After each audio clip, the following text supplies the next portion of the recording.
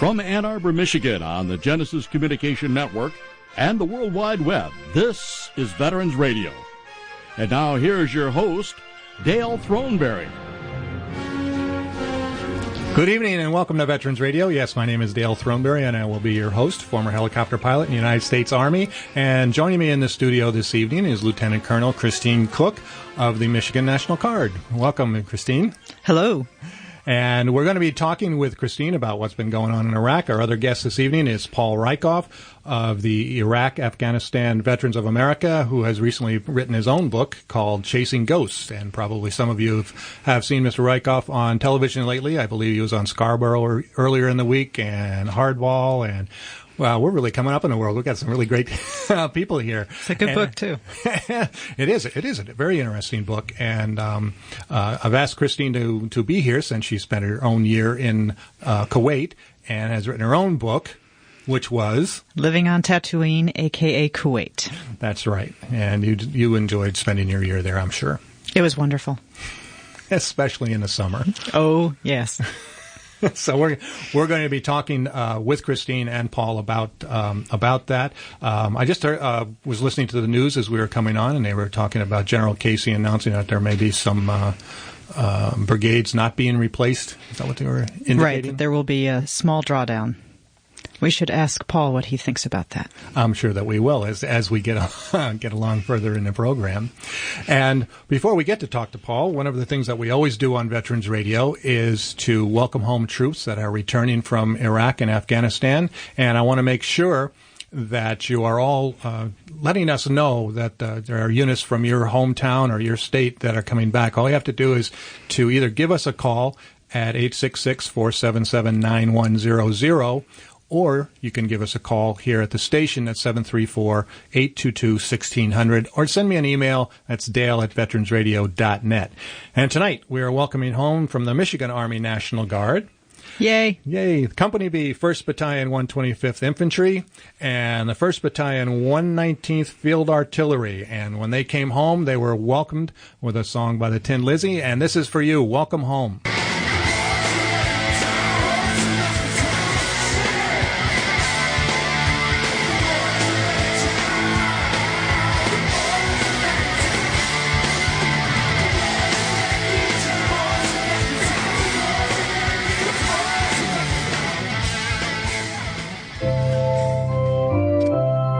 This segment of the Lutheran Hour is being brought to you by Ron and Judy Wazinski and family, in memory of Edward Minster on his birthday, June 26th. We now bring you the Lutheran Hour on Talk Radio 1600 WAAM.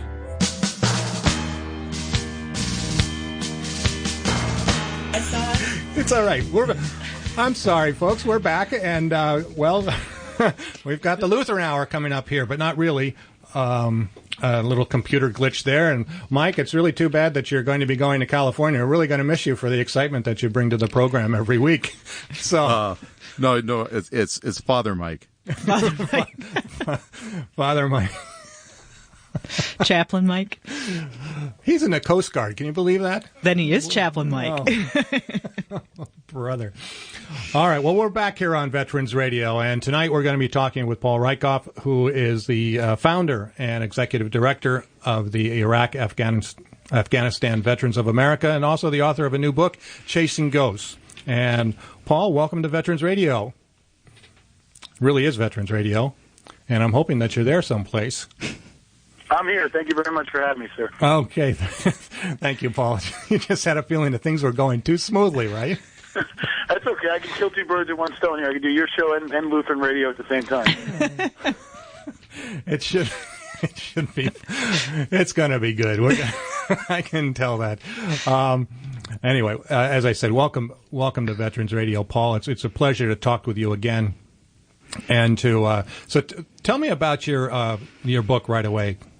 Well, Chasing Ghosts just came out about a month ago, and it's my story of going from 9/11. I served on the ground at Ground Zero after the attacks on New York City, and then about a year later, a little over a year later, I was on my way to Iraq, and I spent about a year in central Baghdad as an infantry platoon leader with the 3rd Infantry and 1st Armored Division.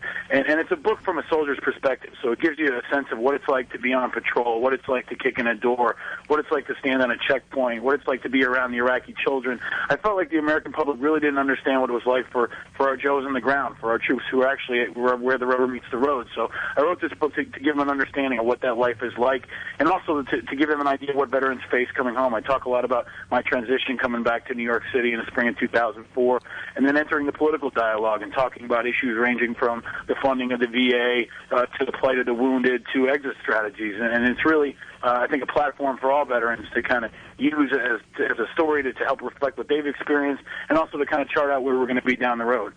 Well, joining me in the studio tonight is Lieutenant Colonel Christine Cook, who was in Kuwait for a year, and I asked her to join me in the studio tonight because she had similar experiences, and she has read the book, and I know that she may have some questions for you. For our listeners out there, if you do have any questions, please give us a call locally at 734-822-1600 or toll-free at 866-477-9100. Christine, did you have a question?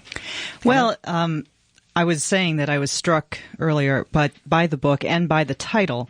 When I read the story about how it got the name Chasing Ghosts, I found that a very interesting story, and I was wondering if you'd be willing to repeat it here. Sure.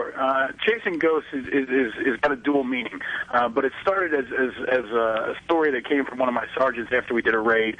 We frequently get hit by roadside bombs, sniper attacks, mortar fire, and we'd want to punch back. You know, after you or your unit is hit, you want to strike back at whoever the culprit was. And after kicking in a door, one of my sergeants said to me, "Hey, sir, it's like chasing ghosts." Because every time we go to fight back, you know, it's tough to find this insurgency. They melt in with the civilian population. It's hard to differentiate friend from foe, and oftentimes you feel like you're chasing ghosts. And then when we came home, we realized that this country still was looking at Iraq through the lens of Vietnam. And they were repeating some of the same mistakes in how they treated veterans. The political dialogue had become very polarized, and the political dialogue in Washington had become very, very heated. And it was also reminiscent of the types of discussions we had in Vietnam. So we're still chasing the ghosts of Vietnam as well, and that's why we chose the title.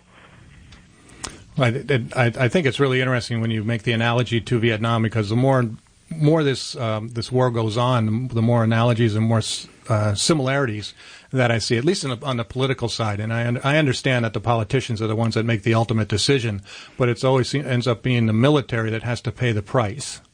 Yeah, I think that's exactly right. And you know, it's hard for us coming home to explain to the country this is not Vietnam. It's different. The soldiers are different. The enemy is different. The global consequences are different.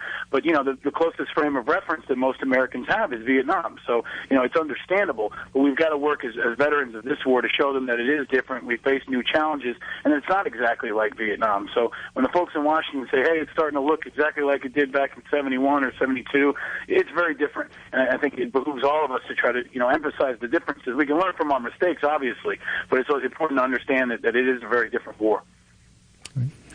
Yep, I agree with you. Having been in Kuwait, it's a very different feeling war, although I can certainly see some of the similarities that they're a little concerned about.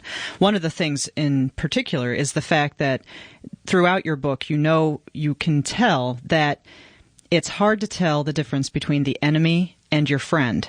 And you're there trying to help the friend, trying to rebuild a country, but at the same time you're dealing with people who look just like them, who are the criminals there. Absolutely. I mean, like my guys would say, you know, the only way you can tell the difference between friend or foe is if foe shoots at you. You know, they don't wear a different type of uniform. They are melting into the population, and, you know, especially when the consequences are high and the heat is up and you're in a lot of equipment, you're under stress, and maybe it's nighttime. You see somebody walking down the alley, and that person could have something in their hand, and you don't know if it's an apple or a hand grenade. And the population is so closely intermingled with our troops on the ground that it really creates a tremendous amount of stress and a very, very difficult enemy to try to determine. And I think, you know, it can help people understand why things like the alleged Haditha incident have happened, why the checkpoint incidents have happened. It's just a totally different type of war where the population is just totally scattered with the insurgents, and you don't know who's who. And for our young troops on the ground, it's a tremendous responsibility and a tremendously difficult operating environment. Well, It sounds a lot like you're doing an awful lot of police work over there, and that you end up having to patrol the streets sort of like in a downtown urban area here, and you're running into similar situations, again, where you don't know who the good guys are and the bad guys are because you never know who's going to open the door or who's going to be behind the door, because it seemed like every other door that you would kick in, there could be somebody there. And I can't imagine the adrenaline level that must be rushing through you at the time that door goes down. That's exactly right, and I try to put the reader in the moment so they can get a grip of what that's like. But right up until that last second, when you kick in that door, you don't know if it's going to be an Al Qaeda member with a rocket-propelled grenade, or if it's going to be an old lady having tea with her grandkids. You really don't know, and you've got to be ready for the worst every time. And over time, it does get stressful, but our troops do an amazing job of trying to differentiate and demonstrating a tremendous amount of restraint and trying to minimize civilian casualties and civilian damage as much as possible. It's a testament to our troops that there aren't more civilian casualties. They're really incredibly professional, and that's one of the main differences that I would point to from Vietnam. This is not a drafted army. This is, the first time we've got an all-volunteer army in a protracted conflict, and the professionalism is much higher, the technical and tactical competence is much higher, and overall, our military is just a stronger unit than I think probably at any other point in American history. Well, Christine, you're involved with training in the National Guard, and we were talking earlier, you're going to the War College right now in Carlisle, Pennsylvania, and you were talking about ethics. Yes, I was talking about ethics to a great extent. It's very fascinating to read your book, Paul, and study military ethics at the same time, I have to tell you.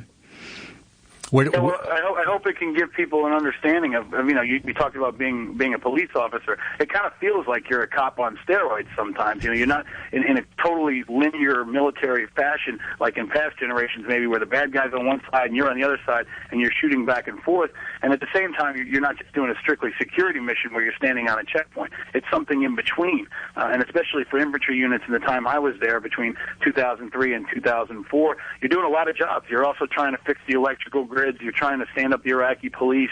You're trying to do humanitarian work. You wear a lot of hats.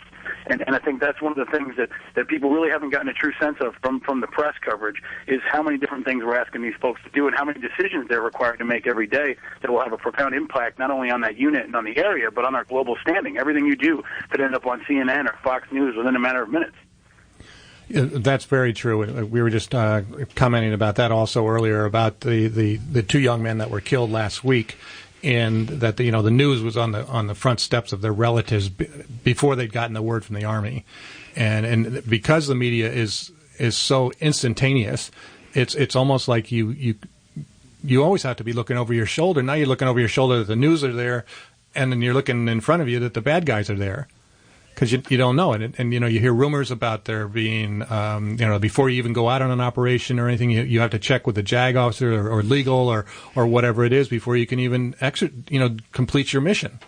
Yeah, there's a lot of restraint that goes on. You mentioned the JAG officers. I remember that we couldn't even call for mortars anywhere within our sector without JAG approval. It had to go up, 5 levels of the chain of command. And by the time we got a determination back, it was probably too late to even engage the enemy in that spot with mortars. So we'd often just not even bother because it took so long.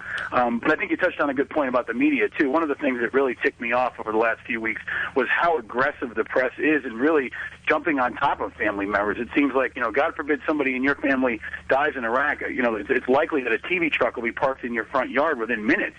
And I think, we really have a responsibility to try to give these people some room and give them time to grieve and push back against this media that really becomes predatory at times. They're so hungry for this story and they want to know so quickly that I think oftentimes they really don't pay proper respect to the needs and wishes of the families that have suffered such a tremendous loss.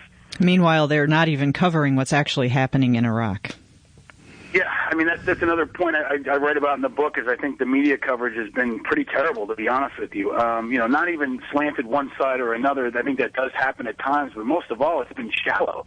There aren't enough people on the ground there covering aggressively what's happening, and as the security situation has deteriorated and it's gotten more dangerous for press folks to go over there, less of them have done it. It's very expensive if you're ABC or CBS and you want to send a reporter over there, because you've got to send them with their own personal security detail, or you got to have them embedded, and you understand undertake tremendous risks. So that's really pushed down on the number of reporters who are going over there. I talk to reporters all the time who say, you know what, I would have gone over 2 years ago, but now I'm not going. It's too dangerous. I'm worried about my family. And then that has dramatically impacted, I think, America's understanding, especially of what life is like on the ground. Political rhetoric's gone up back home. We cover the war, it seems like, in Washington a lot more, but on the ground, in Baghdad, in Tikrit, in Mosul, the coverage really seems to be more narrow than ever before. I want to talk about that more, Paul, when we come back. We're going to take our first break. We're talking with Paul Reickhoff, the author of Chasing Ghosts, and we'll be right back. You're listening to Veterans Radio.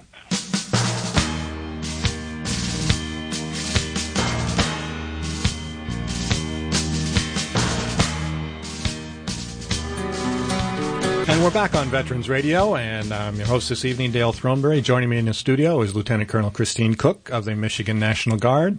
And on the radio, on the telephone, right now is Paul Reickhoff, author of Chasing Ghosts and the founder of Iraq, Afghanistan Veterans of America. Paul, Christine had a question for you about your equipment that you had when you first arrived in Iraq. Well, we were just talking about the fact that you were almost more of an MP than you were infantry, but the other thing that you talk about in the book is the fact that light infantry was few and far between. There was a lot of mech infantry and there were a lot of tanks. And there was also the lack of the correct equipment and kind of manpower for your kind of mission. Could you get into that a little bit? Yeah, yes, ma'am. I think that's an important point of the book is that one of the things I try to illustrate is that into the summer of 2003, and I'm talking about May, June, July time frame, the 101st was moved for the most part out of the city to other parts of the country to try to track down Saddam.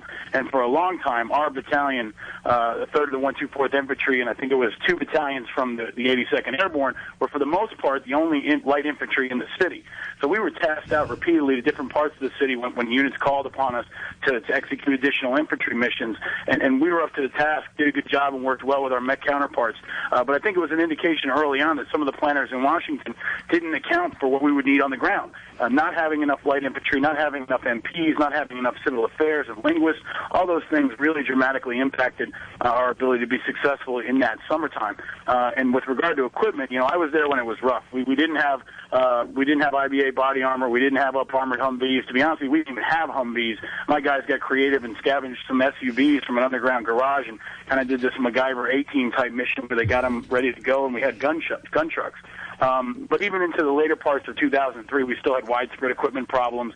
We had widespread logistical support problems. And that's not a knock on the military. That goes higher than the Army. That goes to the Department of Defense, and that goes to the suits in Washington who really failed to account for where this war would be and what our troops on the ground would need. And going to war with the Army that we have versus the one that we're actually buying the equipment for in 2030. Yeah, I think that's exactly right, man. I mean, there's an old saying that the Army is always built to fight the last war rather than the current war, and I think, we unfortunately had to ride that out. It's not just a political angle here. I mean, when people bang on Rumsfeld over this issue repeatedly, I think it's warranted because they're major mistakes that ultimately result in risking our troops on the ground, and there's no reason why we can't have a better equipment and procurement system than we have right now. When we had all these problems with the armored Humvees, there was still only one factory in the United States producing Humvees. Now, back in World War II, there were times when somebody from the government would go into a factory or a plant and say, okay, you make widgets or you make screwdrivers, now you make car doors, or now you make bullets, or now you make shells. That type of devotion, I think, and sacrifice hasn't really taken place throughout this country. And it could have, I think, with some leadership from folks in Washington and from folks at the Department of Defense, and it would have made a difference for our people on the ground. Well, I think that was part of what happened on October 14th, 2002, when the president got a partial mobilization but not a full mobilization.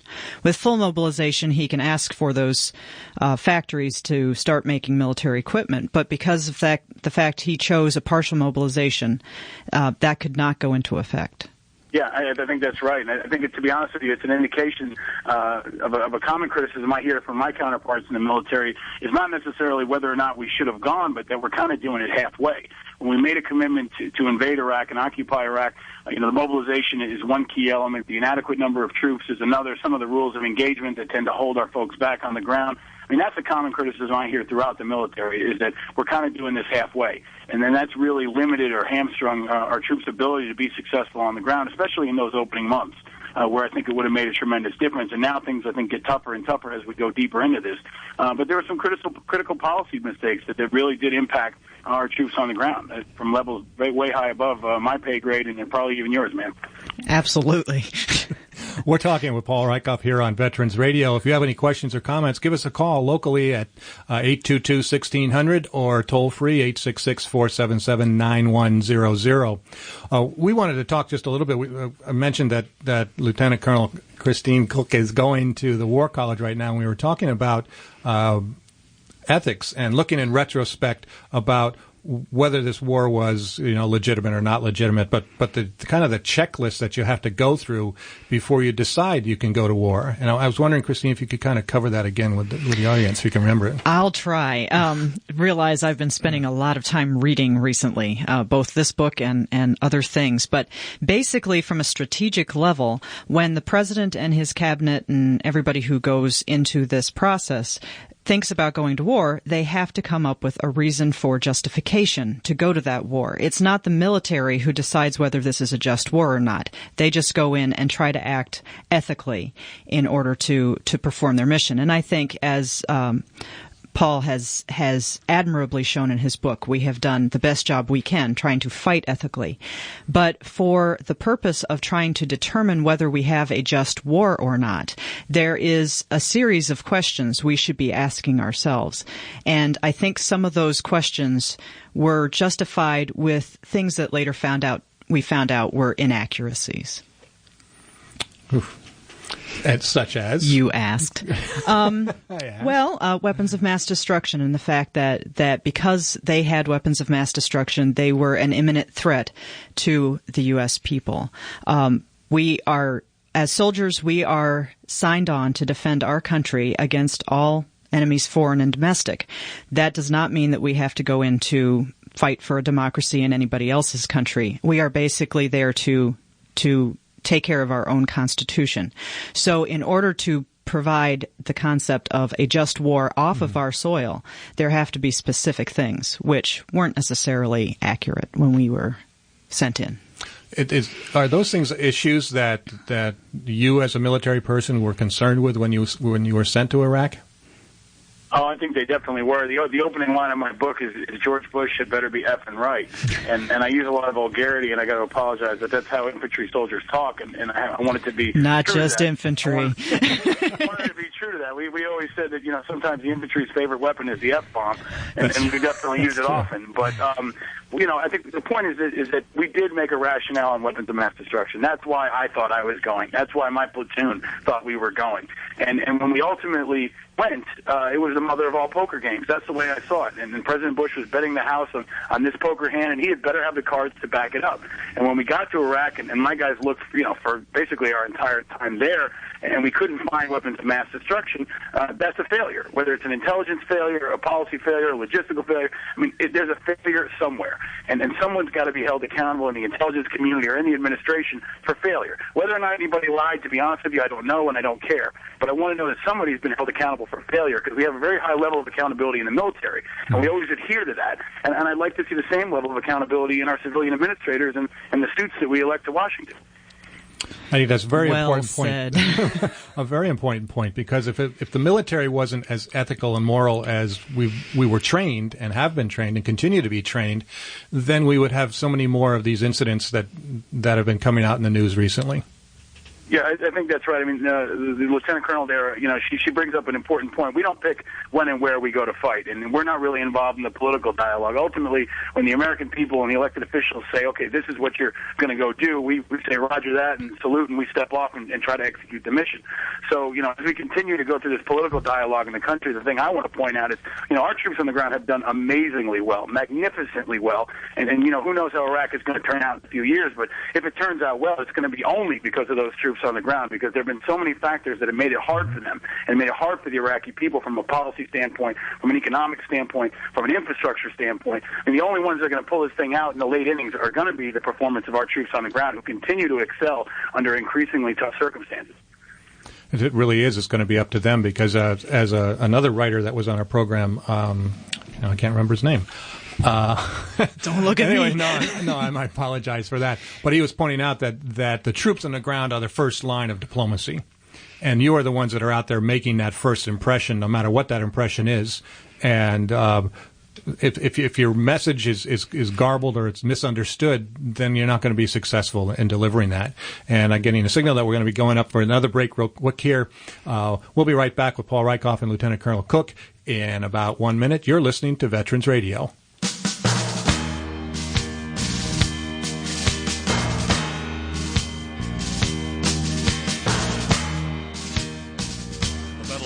Highest award for valor in combat given a member of the Armed Forces of the United States. There have been over 3,400 recipients of the nation's highest award. This is one of them. Gunnery Sergeant Fred Stockham gave his gas mask to a wounded man in France in World War I. Details after this. During an intense enemy bombardment with high explosive and gas shells which wounded or killed many members of the company, Stockham, upon noticing that the gas mask of a wounded comrade was shot away, without hesitation, removed his own gas mask and insisted upon giving it to the wounded man, well knowing that the effects of the gas would be fatal to himself. He continued with undaunted courage and valor to direct and assist in the evacuation of the wounded until he collapsed from the effects of gas, dying a few days later. The Medal of Honor series is a production of Veterans Radio. And we're back on Veterans Radio, and we encourage all of you out there to go down to the sidetrack and support our sponsors. Linda French is great, and we would love to have you go in there and tell them that you heard about him on Veterans Radio. It'd be terrific. We're talking with Paul Reickhoff, the founder and executive director of the Iraq-Afghanistan Veterans of America and author of Chasing Ghosts. And Christine, you had a question for him, his educational background. Yes, I do. Being from one of the few Ivy League schools that did have an ROTC program, I did notice that he comes from Amherst, and so I wanted to know how a nice guy from Amherst ended up in a place like Iraq. Good luck, I guess. Well, it just started with my father was drafted during Vietnam, and he grew up in the Bronx, and my grandfather had been drafted during World War II and spent 3 years in the South Pacific with the Army, and there was a tradition of service in my family, and it was always in the back of my mind. It's something I always wanted to do, and when I got to Amherst, I probably couldn't be any farther from the world of the military. It's a liberal arts school in the Northeast. Most of the kids are wealthy. Most of the kids go to jobs like in law firms and in consulting firms and on Wall Street, and I probably couldn't be farther away from a place like Baghdad, but I wanted to serve. I wanted to give something back to my country. I love my country, and I felt like it was something that I was really obligated to do. And there was also a part of it where I wanted a challenge. I wanted something that was harder than anything else I could do, and I wanted to test myself and find out what I was made of. And the Army definitely gave me both of those things. But coming out of Amherst, I think there's only one or two other guys that even went to my college who are in the military right now. So we're pretty rare. I guess it's going to increase since 9/11. But coming from that world where there is no ROTC and it's one of the elite colleges in the Northeast, it's tough to find folks going over to the military. And you are also part of the I'm part of the Michigan National Guard, but you're part of the New York National Guard. Is that correct? Yes, ma'am. I'm still in an infantry unit here in New York State, and I'm the executive officer of an infantry company, and still love drilling with my guys. And we've got AT coming up in a few weeks, and looking forward to spending some time with them for a couple weeks in the lovely confines of Fort Drum. But I'm still active in the National Guard, and I hope I can give something back and train some of the young soldiers and be more effective for when they go over, and if eventually we go back in a few years. Does New York have the same rotation schedule where you're obligated for, what did you say, 2 years out of 5 that they can send you over? Yeah, I think it is pretty much the same across different states. My unit got back a little over, 2 years now, so we expect maybe we've got another year or two before we'll head back over. We've been activated a few times for local missions here in New York City because the terrorist threat's pretty high, so anytime there's anything going on, we get frequently deployed to bridges and tunnels and train stations and things like that. But our guys are very responsive. A lot of New York City cops and firemen make up my unit, and they're a fantastic group of guys, and they always answer whenever the call comes. So if we do get called to go back in the next few years, which most of us pretty much plan on, we'll be ready for it. That was interesting when you were talking about that you've been called up a couple of times already in New York. Of course, out here in the Midwest, we don't get all the news, but most of the time we do, and I've not heard anything about that. Have you been called up for potential terrorism? limited call-ups. They'll do selected call-ups for a long weekend or during like 4th of July, or if there's some sort of an imminent or an increased threat, they will activate segments, or they'll ask for volunteers to beef up security in certain areas. My old unit, the unit I went to Iraq with, was actually from Florida, and they've been activated a few times now for hurricanes. Friends of mine are in the New Hampshire National Guard. They were recently activated for floods. So I think the important thing for folks to think about is that in this new Army, this new military, our National Guard and reservists have a lot of different jobs to do. Now the President's sending about 6,000 of them down to the border to deal with border security. There's an increased number of jobs for them to do, and it's interesting that we really haven't increased the overall size of the National Guard. So, I worry about recruiting numbers, which are down right now, retention numbers, which may show wear over time, and ultimately how much we're using the National Guard and Reserve and whether or not it's sustainable. Right, and what you're speaking of is also state active duty, which is probably why Dale hasn't heard too much about it. We always have to remember that any National Guardsman has two commanders-in-chief, the governor and the president. So therefore, they can be called for both of those. And I know as a National Guardsman that I think of my first priority as being Homeland Security. So I put a great deal of importance in those state missions. Mm-hmm. Paul, you've said some fairly provocative things in your interviews over the last year or so when you came back and felt that you needed to voice your opinions. I was wondering if you've had any difficulty with the National Guard or your superiors.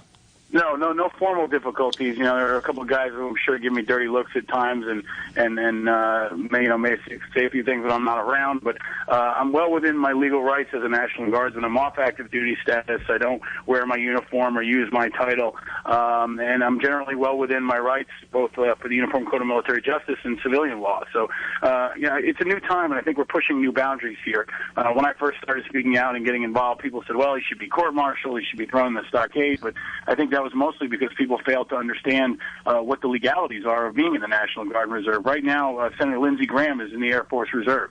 There are 5 members of Congress who are in the National Guard or Reserve, and they're entitled to their political opinions. They're entitled to be a part of discourse and criticism, and so is anybody else who's a part of the National Guard and Reserve. There have been a few that are running for Congress.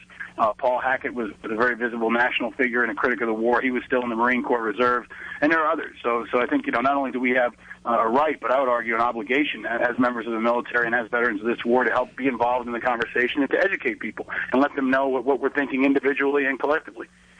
Let's kind of shift gears real quickly here to the IAVA and what your goals are with your Iraq, Afghanistan Veterans of America.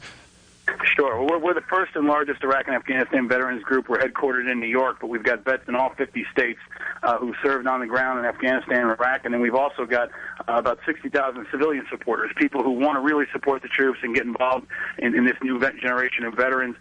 People can go to IAVA.org, and the Internet allows you to get looped in and then be able to support the initiatives of what we're trying to do. Right now, we're focusing on building our community. Every day, we're trying to recruit new members. So if you're listening and you've been in Iraq or Afghanistan or surrounding regions, go to IAVA.org and join us. We've got Republicans, Democrats, and everything in between, and we're all united in trying to give voice to this new generation of veterans and to fight for them on Capitol Hill and in the state houses. Recently, a big agenda item for us has been the data loss. Your listeners probably all know about the 27 million veterans who've had their personal information compromised recently, and we're working on the Hill in the next few weeks to try to resolve this issue and create some accountability and make sure that the VA steps up here and makes up for their mistakes and ensures that our veterans are not endangered here and having their security compromised. Right. The latest letter that I got, even though I don't think my number is included in a 25 million people, is that they're going to watch our credit report free for a year, and I don't know what they're going to do with that information, but it should be interesting that they're going to try and do that. But again, as you mentioned before, there's been no accountability. Nobody has been fired. Well, that's right. There's been a few members who resigned, and the guy who actually, in case your listeners don't know, there was an employee of the VA who had millions of veterans' personal data, Social Security numbers, and others on his personal laptop, took it home, and burglars stole the computer. So this information was compromised and subject to being publicly disclosed. We don't know what's happened with it, but the government hasn't responded quickly enough. And initially the VA said, well, it's only veterans. Now we find out that there are a few hundreds of thousands or maybe up to 1 million active duty service members who may have also had their data compromised. So we need some serious movement. There's some legislation that's being introduced in the next week or two, and people can check our website and others to keep track of that. The VA will be in contact with you if they haven't already by mail, but we need to turn up the heat here in Washington and make sure that our veterans are taken care of, and especially our folks who are over there now in harm's way are getting taken care of. If you're getting shot at in Baghdad or Ramadi, the last thing you should have to worry about is whether or not your Social Security number is floating around on the internet for somebody to take and try to steal your identity or something else. I was going to say, with enough problems that the Guard and Reserves are having with some employers, and have this thrown on there, it's just kind of another stress level that they can add to their worries. Yeah, it is, and I think it also, brings to light some of the problems that the VA has been having lately. We don't talk much about VA issues. The President's State of the Union address, he didn't mention the word veterans once, so maybe we can use, this for some kind of a positive aspect to bring greater attention to the issues veterans are facing, to the issue of VA funding, which the VFW, DAV, and lots of other veterans groups have been very vocal about, especially in the last few years, and about accounting for the proper resources and money for issues like post-traumatic stress disorder. There's a whole new generation of veterans coming home, and they've got a whole new generation of needs. So we need a VA that's responsive, and people in Washington to understand that we need leadership on these issues so we can really move the ball forward. I want to talk about that. We're going to take another break right now, and I want to talk about the PTSD and also the VA and some of the other political things that the IAVA is doing. You're listening to Veterans Radio.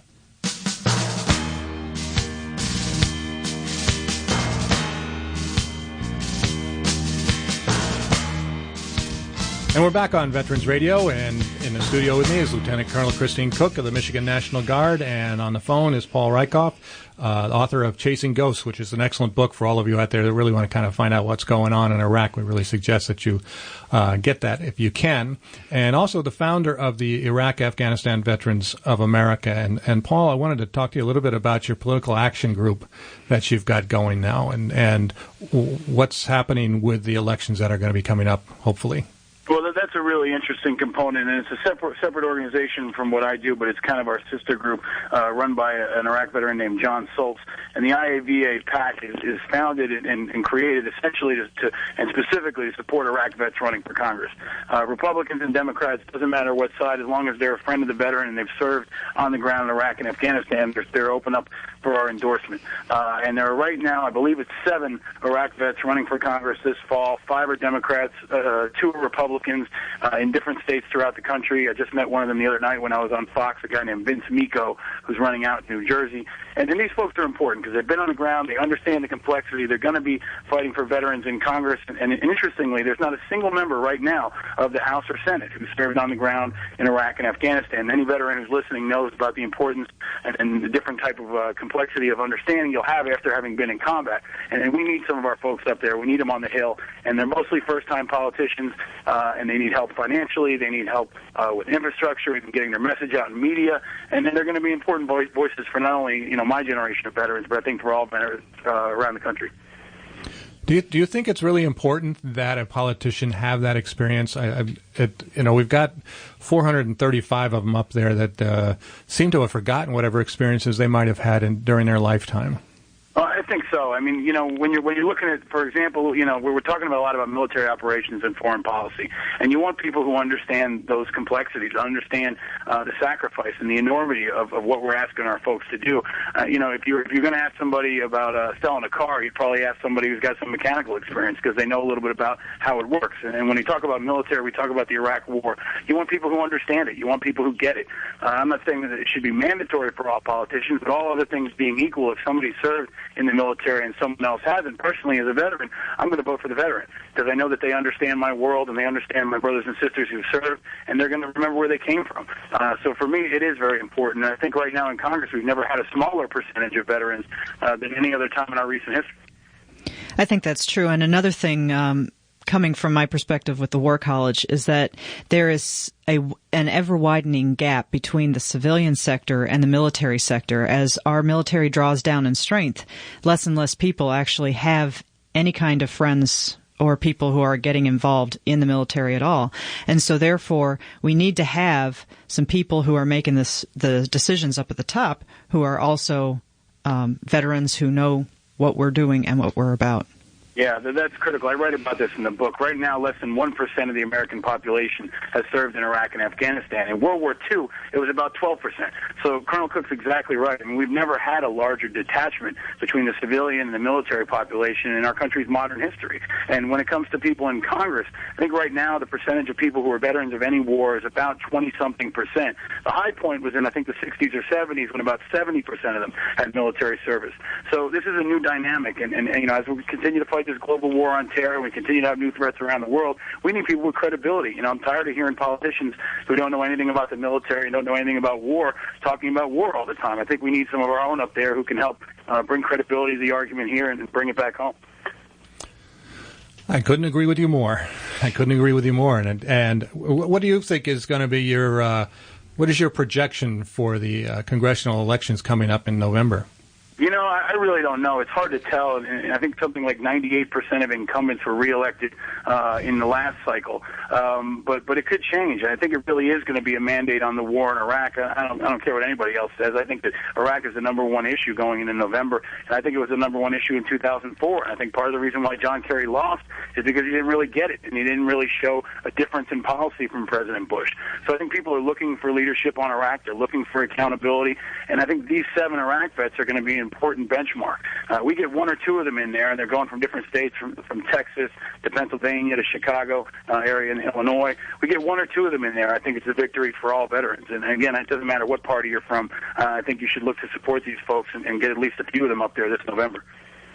I think it'd be very interesting to get some people that seem to understand exactly what's going on over there, because most of them, when they go to visit, they don't get to spend a lot of time out in the field because it's fairly dangerous. We understand that. Most of them spend time in the green zone.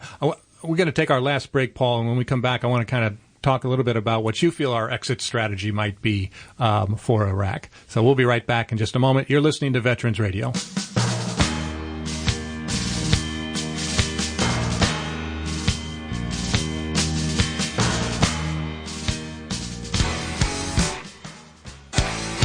Hi, I'm Bill Shaw from Martech Specialties, LLC.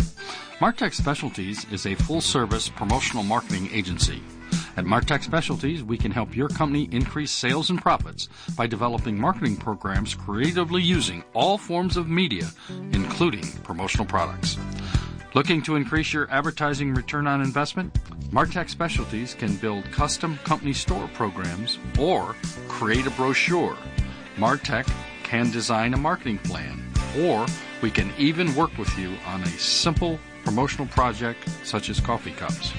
Please call me, Bill Shaw. My number is 810-423-1420. That's 810-423-1420. Martech Specialties is the official apparel supplier to Veterans Radio. Talk Radio 1600 WAAM.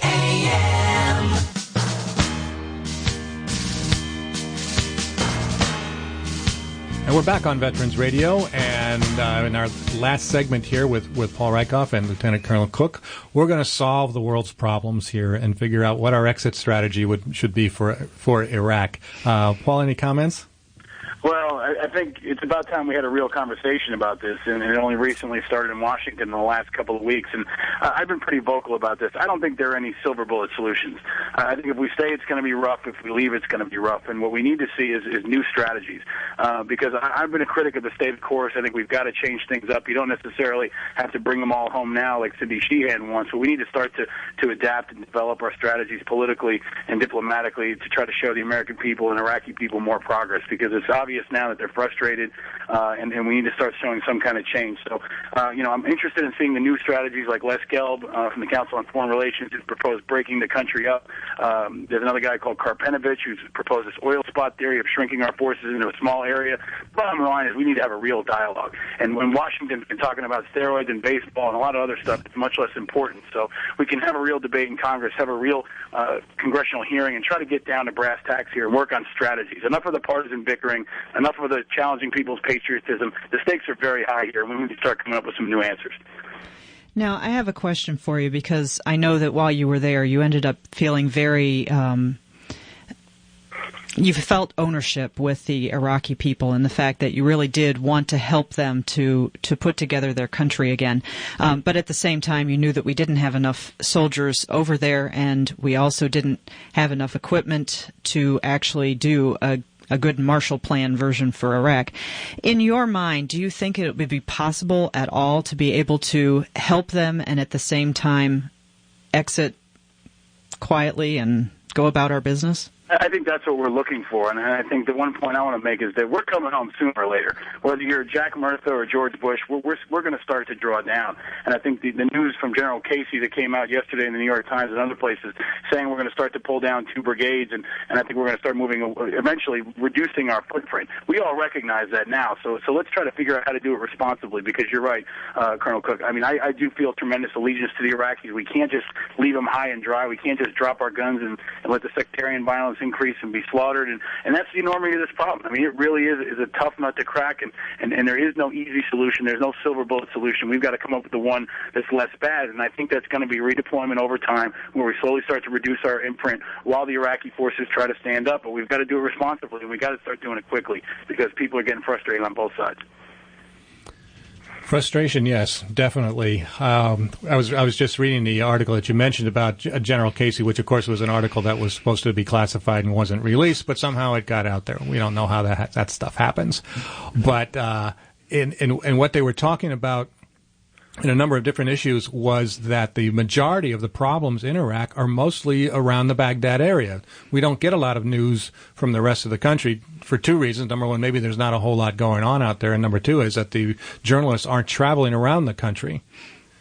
So yeah, that's a critical point. I think you're hitting both of the nails right on the head. And it's interesting, because a week ago we were saying that, a lot of the Democratic proposals were cut and run, which I don't think they really were. They really weren't cut and run. And now we hear this proposal from General Casey that, honestly, if it had been introduced by a Democrat, would have been called cut and run by partisans. So, we're very close to agreement on a lot of these issues, I think, and we need to try to find consensus and cross-party lines and come up with something we can all agree on here. The stakes are way too high in Iraq for us to continue this partisan bickering. It drives me nuts watching the news, and I'm sure other veterans feel the same way. I totally agree. I just don't understand why there can't be any compromising going on at all from either side.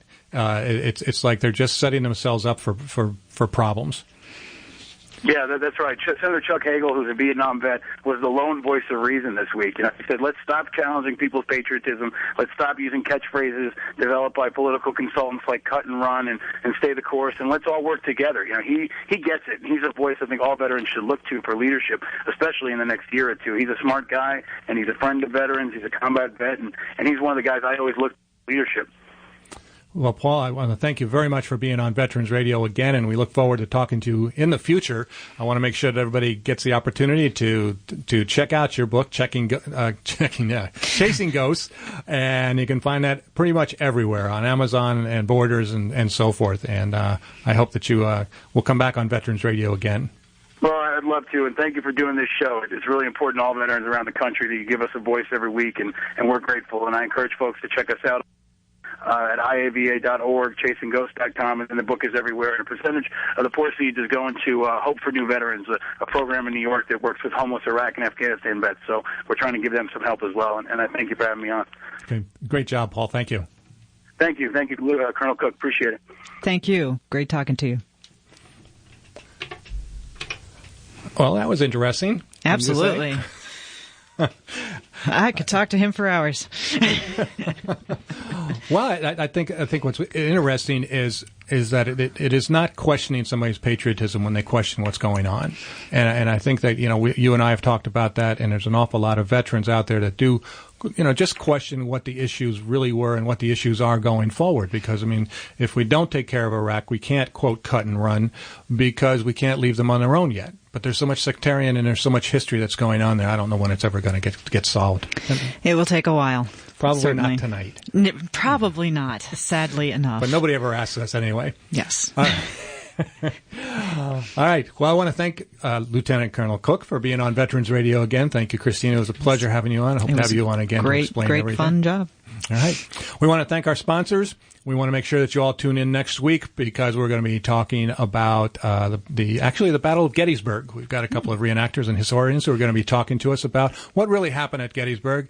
And I want to add my thanks for Ingrid Weber for answering the phone and making the calls, and for our technical director in there, Mike Crutchfield. Mike is moving on to California to work on the Predator. Mike, thanks very much for being on Veterans Radio off and on for the last 3 years. And we will be back next week. Until then, you are dismissed.